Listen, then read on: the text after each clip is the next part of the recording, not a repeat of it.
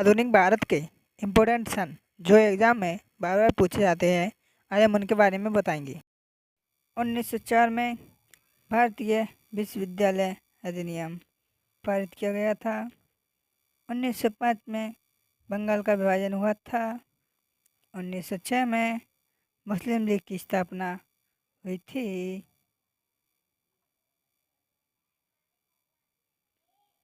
1907 में सूरत अधिवेशन और कांग्रेस में फूट हुआ था।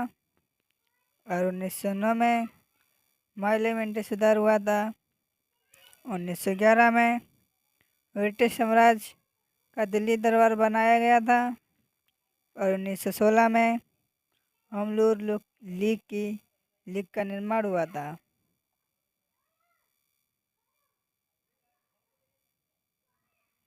1916 में मुस्लिम लीग कांग्रेस समझौता हुआ था, जिसे लखनऊ फैक्ट भी कहते हैं। और 1917 में महात्मा गांधी द्वारा चंपारण में आंदोलन हुआ था।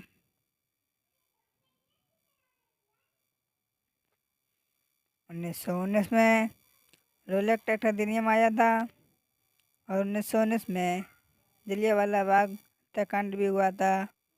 और 1919 में मॉन्टेग्यू चेम्सफोर्ड सुधार भी हुआ था।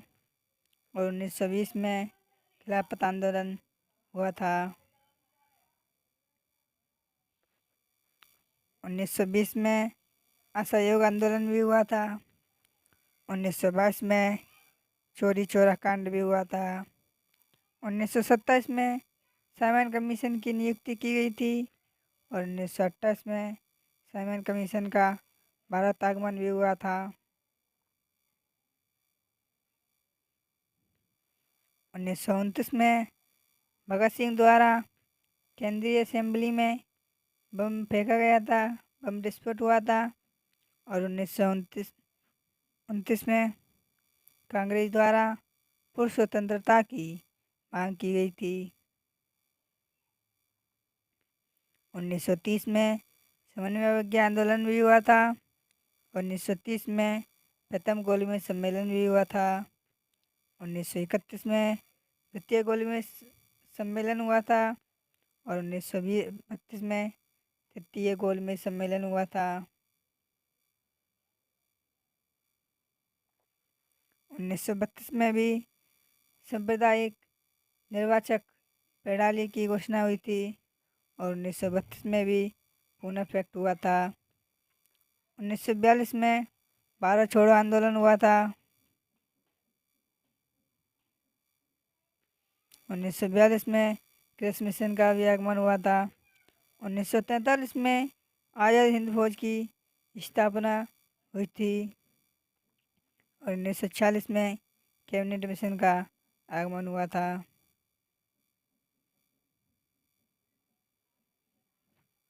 1946 में भारतीय संविधान सभा का निर्वाचन हुआ था। और 1946 में अंतरिम सरकार की स्थापना भी हुई थी। 1947 में भारत के विभाजन की माउंटबेटन योजना आई थी।